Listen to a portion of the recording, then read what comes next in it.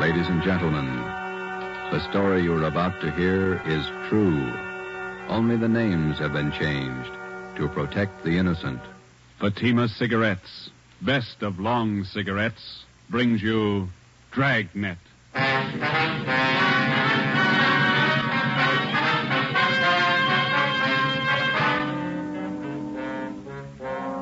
You're a detective sergeant.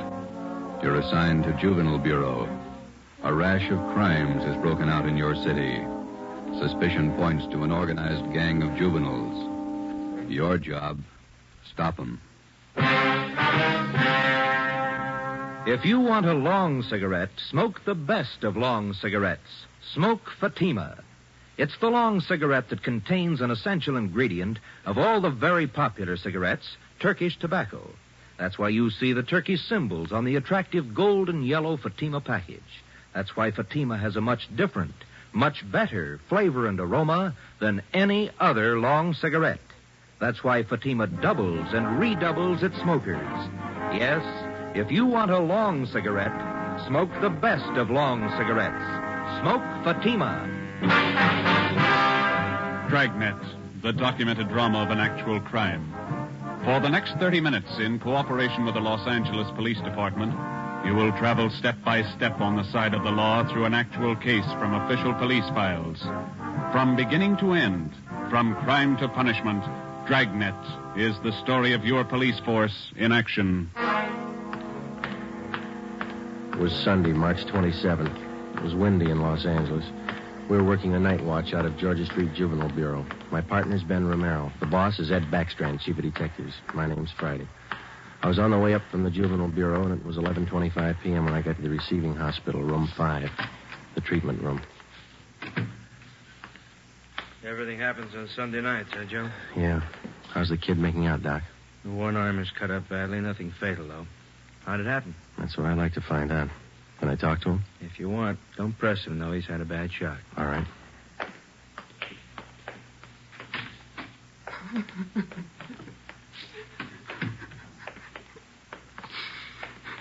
Officer here to talk to you, son.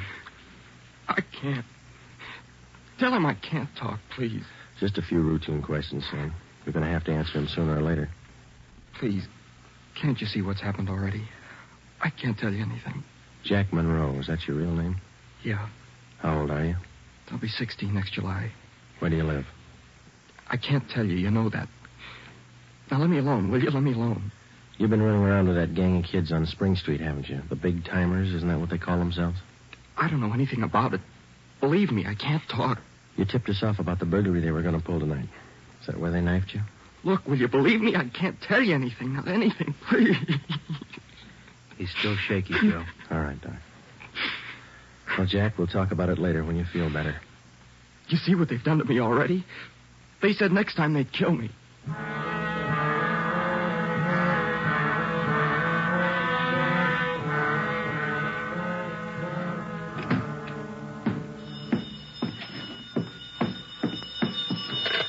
Juvenile Bureau, Friday. Yeah. Yeah, okay, Fred. Goodbye. How'd you make out, Joe? Not very good, Ben. Captain Bowling come in yet? You checked in while you were gone. Wants to see us. Okay. The kid tell you who knifed him? No, I scared him good. He wouldn't tell me a thing. You get a line on the boy's parents, Friday? I got a hold of his father. He's on his way in. How's the boy? Bad knife wounds. Nothing fatal. You know the boy? Not till this afternoon, Captain. He tipped us off about a burglary a gang of young kids were supposed to pull tonight. Did it go through? No, but 2 hours ago, this Monroe kid was found in a vacant lot down on Olympic, cut up pretty bad. The gang must have pegged him. How long is it going to take you to break that up? Well, we're just starting to get a line on him, Bob. Must be nearly 100 in that gang. And every one of them working hard. Take a look at the pin map over here. This spot here, look at it. All the jobs pulled during the last month, huh? The last 5 weeks, up to date. Red tabs for burglary, must be more than 100. The robberies, green pens, count them, at least 50. There's 5 more orange ones I added for the weekend, auto thefts. You bet those kids are working hard. We got a lead on them. That's more than we had last week. You have to push it harder. Here's the big reason. This line of pins, down in black. Purse snatchings. Purse snatching and rape, 26 of them in the past 5 weeks. They're pretty well concentrated in one area here. That's right. Now, what's the lead you're working on? Right there on the pen map, Captain. Huh? Well, these 2 blocks here, Bob, where Franco Alley intersects Spring Street. Well, what about it? Well, it's the only clear area for a dozen blocks around. There's not a colored pin on it, you see? Yeah. Now, all the rest of the pins, the robberies, burglaries, attacks, they all seem to branch out from this same spot right here in definite patterns. Franco Alley and Spring Street. You figure that's the focal point for the gang? Well, it's got all the marks. For instance? Well, we've been checking that neighborhood for a week. We got it narrowed down to one place. Right on the corner of Franco and Spring. What is it? It's a soda fountain. It's pretty typical. Only it stays open all night, and it gets a pretty good play from kids. A regular hangout, Captain. Pretty tough youngsters. None of them over 18. Who runs the place? Guy named Eddie Ramsey, small-time con man. Had a run-in with him when we worked bunco detail. I remember the name. Smart mouth. Tried to give us trouble when we talked to some kids in there last night. He's got a place set up for him in the back of the store, kind of a club room. It sounds like a good lead. What are you doing about it? Well, just a minute. Captain Bowling. Yeah? Who? Yeah, we'll be right down. The Monroe kid, his father's downstairs, cursing every one of us. What's his problem? Can't understand how his boy got in trouble. Come on, Ben, let's tell him.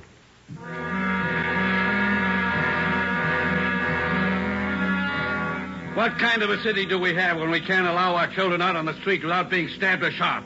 What's our great police force doing when this is going on? I'd like an answer if you got one. I demand an answer. We got an answer for you, Mr. Monroe. Will you sit down? My boy's lying in there in that hospital bed, cut to pieces. What did you do to prevent it? Tell me. You tell us, Mr. Monroe. What'd you do to prevent it? I'm no cop. That's your job. I pay my taxes and I help pay your salary. We look out for your kids, but we don't raise them. That's What are you your talking job. about? Just a minute, Mr. Monroe. Answer me this. How old is your son, Jack? He's 16, I think. Why? You know what he does with his spare time? Where he spends his nights? Of course I do. He's at home. Some nights he goes to the library. Then you don't know much about your son, Mr. Monroe. For the past month, 4 nights out of 5, he's been hanging around with a gang down at a soda fountain on Spring Street. He's down there as late as 2 a.m. He says he goes to the library. How do I know? I'm a busy man. Did you know that your son is mixed up with that gang? He's not mixed up with a A gang. bunch of small-time thieves, but they're growing. They started with purse snatching, breaking in parked cars, burglarizing candy stores. You don't know what you're talking Wait about. a minute, please. And then they took up robbery, stealing cars, beating up girls, women, attacking them. You're crazy. Jack's not that kind. He's part of that gang, and right now we hold all of them responsible. My boy wouldn't do anything like that. He's a member of that gang, he told us. They're the ones that knifed him tonight. That's a lie. Jack's not mixed up with anything like that. You believe anything you want, Mr. Monroe. We're going to protect your boy as much as we can, but don't expect us to raise him for you. Now, you better take a free piece of advice. You keep your advice. Jack's not in this. You can't prove he is. We're not out to prove anything right now. But you catch up with that boy of yours. Keep him off the streets before it's too late. Are you threatening me? No, sir, advising you. Next time we might meet at the morgue.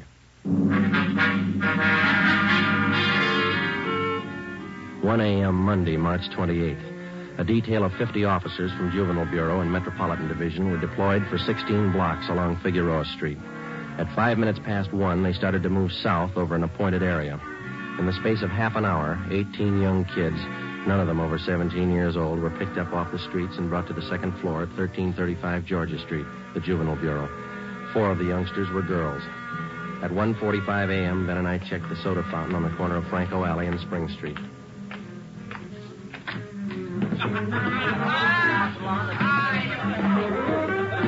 Same bunch, Joe. Business as usual. Yeah, come on. Hey, Teddy, the Bulls. They're back again. Same guys. Go back and tell Eddie. Hey, look, why do you guys have to keep tracking us, huh? You'd think we were crooks or something. You were here the last time we checked in, Teddy. You ever go home? Sure, when I'm tired. I ain't tired. What's the matter? That's your money on the table there? Sure, it's my money. You want to borrow a buck?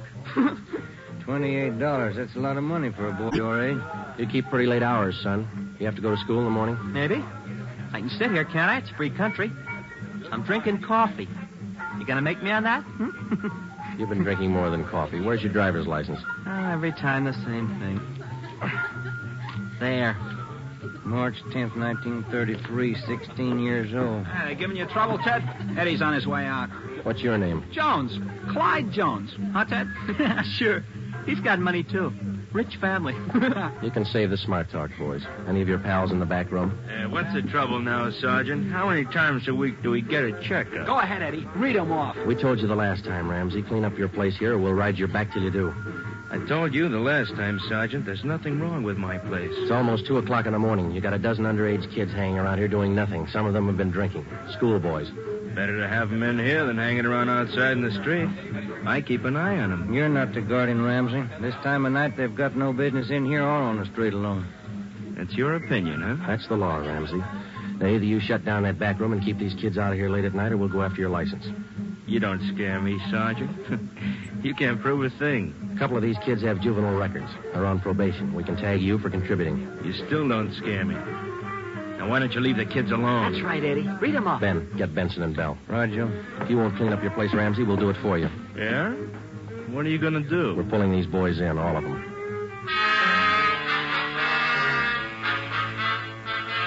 "2:25 a.m. Monday, March 28th. The Dragnet operation had netted 30 juveniles, 26 boys, 4 girls. 24 of the children were between the ages of 16 and 17. They were lodged in the assembly room at the Georgia Street Juvenile Bureau. The other half dozen were 13 and 15-year-olds. They were taken to the juvenile hall at 1369 Henry Street.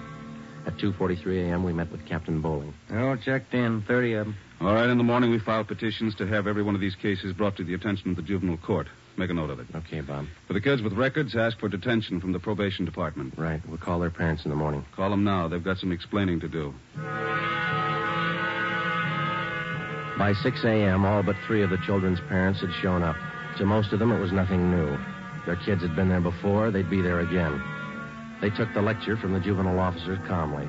As long as it didn't mean trouble for them, they wouldn't worry. When they got their children home, they would reprimand them, not for running the streets, but for being picked up by the police. Ben and I had seen the cycle of the young criminals start before, 100 times over. It had a lot of different endings, most of them sour. During the next week that followed, we booked an average of a dozen juvenile delinquents every night. The clampdown continued, so did the crime wave. 10 burglaries, 4 robberies, 8 car thefts, 6 person etchings, 3 assaults on women. 1 week's work. Picked up a new angle on Ramsey today, Captain. He might be fencing for the game. Who gave you the tip-off? One of our informants. Ramsey's brother lives out in the valley. He's supposed to be pushing this stuff. You check him out? Yeah, I couldn't get a thing on him. Well, that might explain what attracts the kids to that soda fountain. It explains those $20 bills the kids are flashing. They steal and rob, and then they sell the loot to Ramsey for nothing. Another thing. Ramsey keeps his place open all night, and there's no reason to. He doesn't get that much trade. It's only from the young gang that hangs around there. You question the kids? How do they account for having all that money? Well, most of them say Ramsey lends it to them. They say they pay him back a little at a time. I think he's fencing for the kids. You tried to get his license? No luck, Captain. We can't prove a thing against him. Then we'll do it the hard way. Sweat it out. That night, we drove out to Ramsey's soda fountain and asked him again to clean up his place, to keep the young kids out after 10 o'clock at night, to stop lending them money. He refused. There was nothing we could do. His business was a public place. He could not be held responsible for any of his patrons. In the next 10 days that followed, Ben and I haunted the sidewalk outside the soda fountain. We questioned every youngster as they entered and left. We made more than a dozen arrests. Many of the kids had been drinking heavily. We found some of them under the influence of narcotics. But Ramsey was still in the clear. The crime wave continued sporadically. Ben and I waited for our chance. It was a long time coming. Thursday, April 14th, we had dinner at Johnny Cokin's place, and it was 10:35 p.m. when we checked back in at the office. Hot shot. Grab it, Joe. Yeah. A terminal on Market Street, a 459 and shooting. A terminal on Market Street, a 459. Let's go.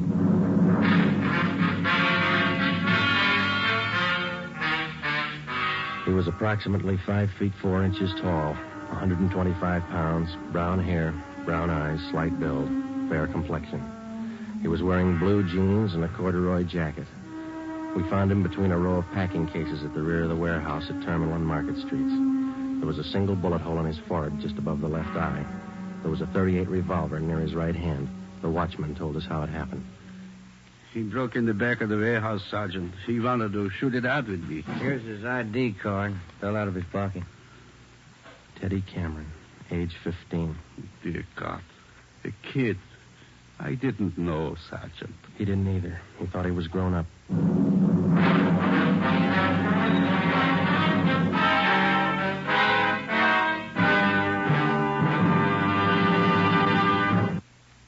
You are listening to Dragnet for the solution to an actual case from official police files. Now, here's the solution to many of your Christmas shopping problems. If your friends smoke a long cigarette, give the best of long cigarettes. Give Fatima, and all is well. Fatima. The long cigarette that contains an essential ingredient of all the very popular cigarettes, Turkish tobacco. Give Fatima, and all is well. Fatima. The cigarette that has a much different, much better flavor and aroma than any other long cigarette. Give Fatima, and all is well. Fatima. The cigarette that has doubled and redoubled in popularity. Here are the authentic reports. New York Division. Fatima sales up 132%. Chicago Division. Fatima sales up 453%. Los Angeles Division. Fatima sales up 545%. More and more smokers agree Fatima is the best of long cigarettes. So enjoy Fatima yourself and give Fatima for Christmas in the attractive golden yellow carton. Everyone who smokes Fatima says that this great new long cigarette is the best of all long cigarettes.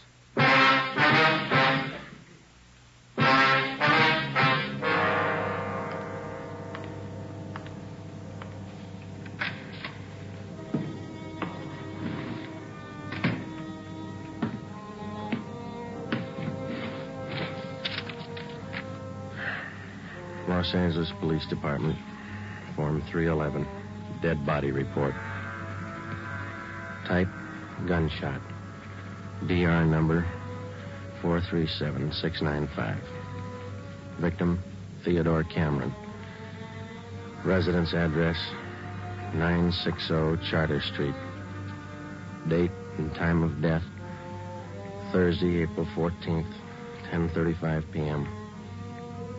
Place, Terminal and Market Streets, South State Warehouse. Cause of death, gunshot. Motive or reason, attempted burglary. Time discovered, 10:40 p.m. Removed to County Morgue. Discovered by Carl Hyben, night watchman. Identified by Barbara Cameron, sister. Description of victim, male, Caucasian, age 15, height, weight, so and so. Occupation, student, descent, English, and was a witness. Signed Joe Friday, serial number 2288. Age 15.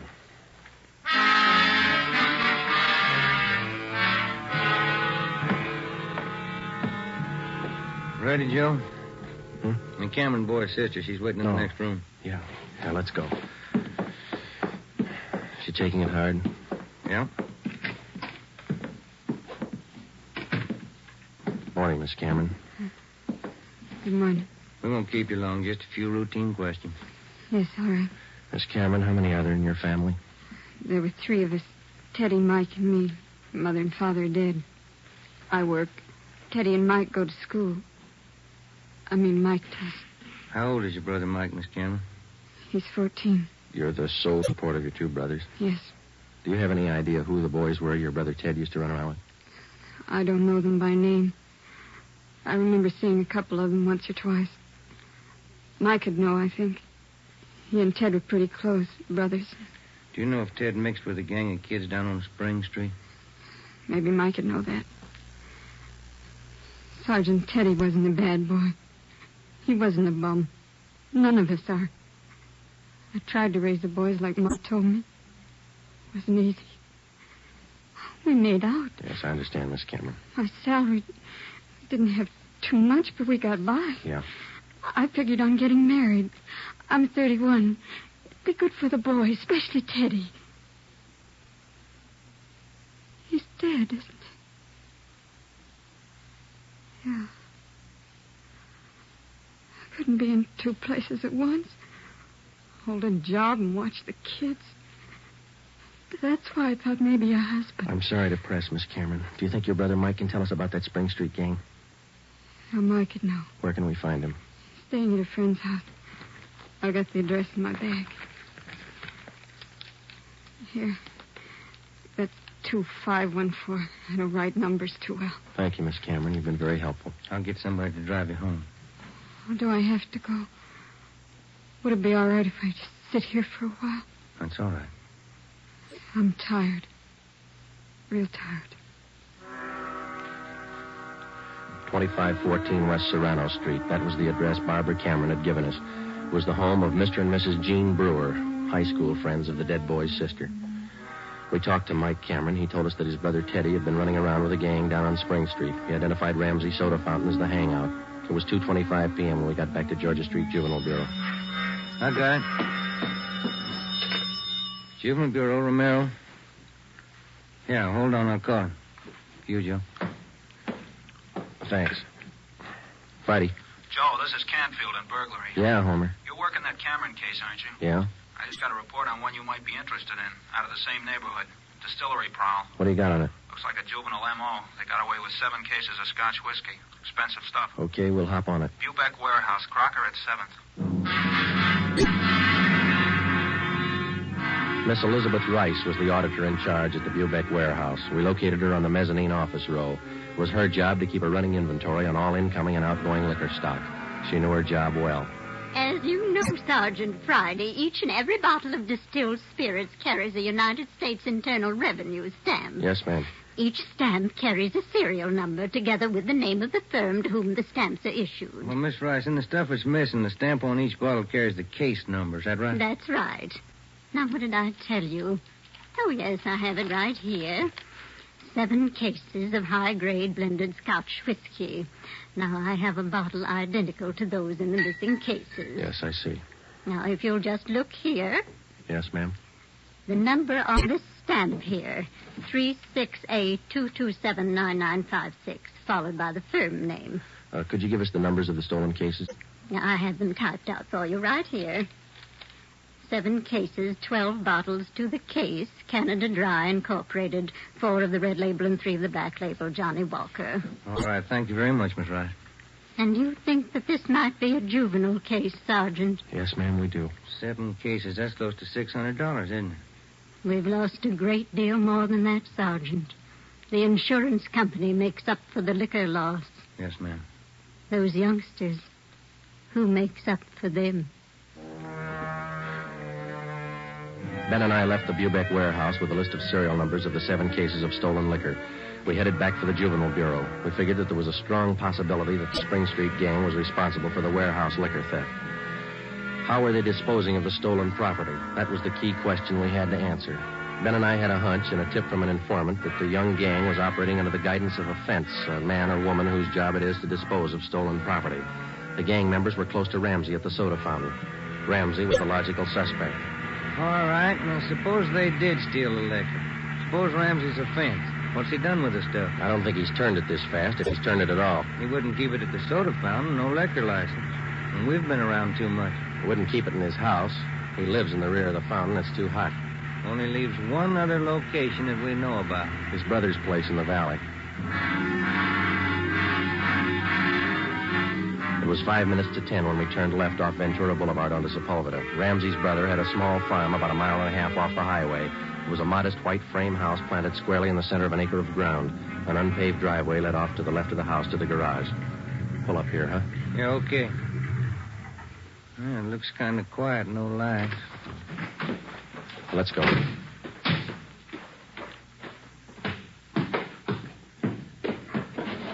Mud sticks to everything. Now, where's the doorbell? Oh, here it is. You got your flashlight? Yeah, what? Here's a note somebody left. Oh, it's on the bum again.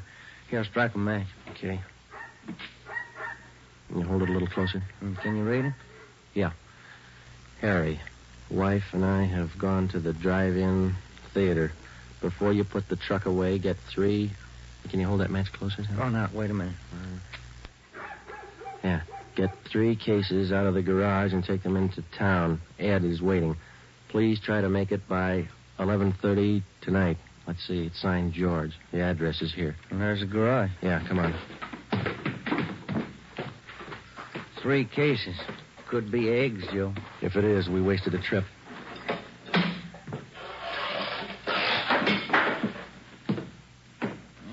out of matches, Joe. All right, here, use mine.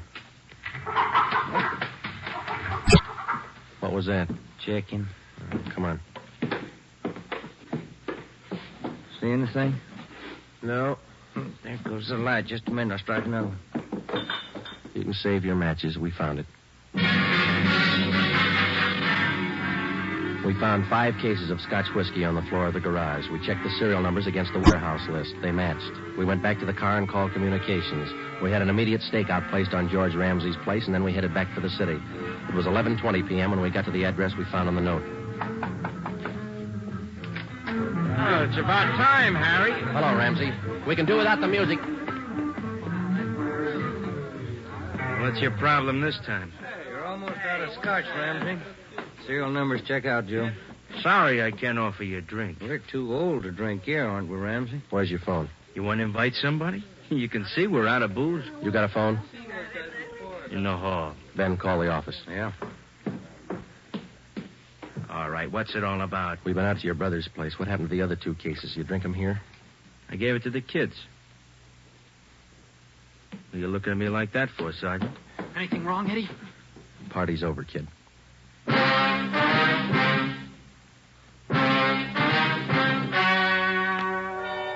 The story you have just heard was true. Only the names were changed to protect the innocent.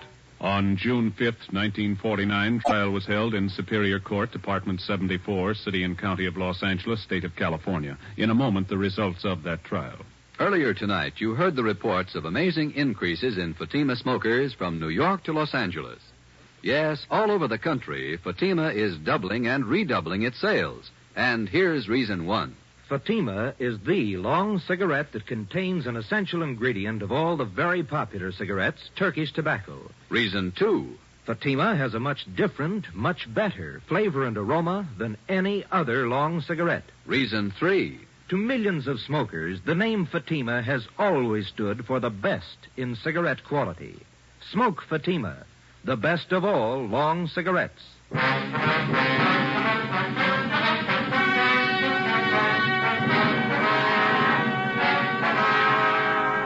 Edward and George Ramsey were tried and convicted in Superior Court of receiving stolen property. After serving their terms as prescribed by law in the state penitentiary, they will be returned to the county jail where they will serve a 1-year term for contributing to the delinquency of minors. You have just heard Dragnet, a new series of authentic cases from official files. Technical advice for Dragnet comes from the Office of Acting Chief of Police, W.A. Wharton, Los Angeles Police Department. Honoring the city of Greenwich, state of Connecticut, and the men who make up the Greenwich Police Department, another of America's great law enforcement agencies. One of these men, Chief John M. Gleason, FBI National Police Academy graduate, who dedicates his life to making yours more secure. Fatima Cigarettes, the best of long cigarettes, has brought you Dragnet from Los Angeles.